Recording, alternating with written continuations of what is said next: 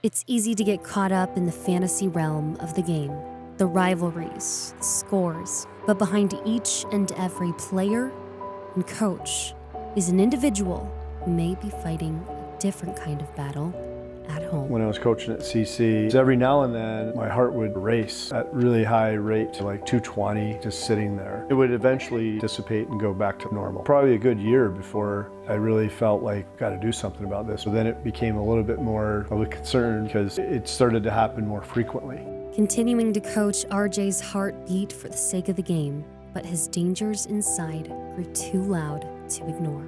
Coming back from a road trip, it was like 3 a.m. I was lying in bed, my heart started racing. It lasted for hours and hours and hours, so fast and so hard. My poor wife, she could feel it in the bed. It's like, okay, we're going to the hospital. We went to the emergency room. They had to restart my heart. It didn't stop, so I'd gotten an ablation. They basically said we needed to do it like immediately. We need to get you up to Denver. You know, you're not in a good state. Waiting to be transported to Denver, RJ was faced with the crossroads of the unknown. So much of your life flashes. My daughters were coming up to see me. It's a really jarring experience to see your parents vulnerable. It's gut-wrenching. How is someone so strong and so brave laying here unable to do anything? In Denver, RJ underwent a cardiac MRI, revealing the gravity of his condition, as well as his heart's underlying birth defect. The cardiologist that came around my bed, we've got to come right through here.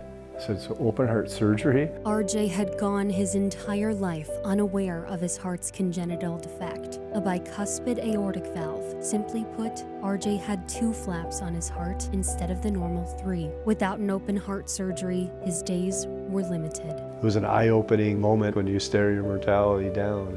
About 5 months. 5 months, the length of a college hockey season. And in January of 2020, the amount of time doctors gave RJ to live. Just 8 weeks later, the onset of the pandemic pushed RJ's time frame in life to its limits. It just didn't seem like it was time, and I wanted more. Everything was kind of coming down at once. The world stopped, and I didn't want that to stop my dad from reaching something that was going to save his life. It was very hard to rest and sleep, have a thought past whether or not I was going to be here anymore. After countless delays, a surgery date was set. The night before filled the Enga home with prayers, love, and the possibility of those moments being forever goodbye. My daughters had come over, and family had come over at different times, and I just didn't want it to be goodbye. I wanted to make sure that the people that I loved so much that they knew. He gave me and my sister a card, and just reading the card, I lost it. It was just him expressing his love and his faith. But they made a really nice book for me, Bible verses that we had read together. They said, hey Dad, you know what, you're gonna be good? Well, you can read those when you get up.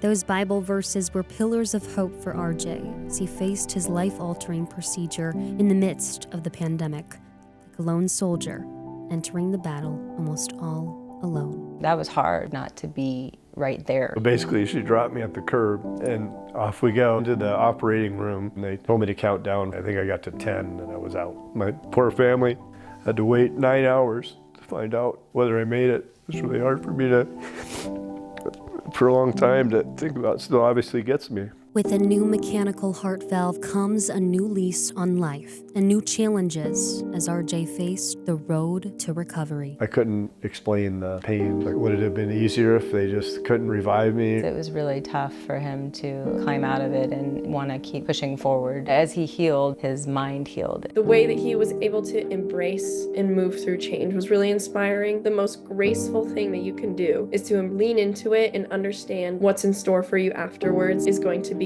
just as important, and it's going to reveal new things to you. There's some life-changing things that happen, but they happen for a reason. I was so thankful that I was still there. I still had breath in my body, and my heart was working, and I couldn't wait to feel the ice under my feet and a pair of skates. His heart, once strained, now beats with new strength, new purpose, and for RJ, a new beginning at St. Cloud State. To have his demeanor and his approach at life is something we all hope to get one day, and we're just really thankful we get to grow up as young men with him. He's a guy that definitely coaches with the heart first. He cares about the players more than anybody. The players can feel that. Knowing what he's gone through, you know that he's not just saying things to say things. He's got a second chance on life. The attributes that he's given me is trying to make yourself better every day, not just hockey-wise. He's one of those guys that you want to have in your environment, and it makes you want to go to work every single day. RJ's sheer love for the game runs deep, but his passion for the people who make the game come alive lies beyond the wins and losses. He loves the sport, but he also just loves the people and he loves the community. He's a coach, but he's also kind of like your best friend. Last year, my dad, he had a blood clot in one of his arteries. Fast forward, surgery goes well. Me, my dad, and RJ are just all talking. It was cool for me listen to RJ talk about how blessed we are to live this life. My dad said afterwards, as a parent, I wouldn't want anyone else to coach my kid. My dad hasn't talked to him a lot, but in the short time that he did,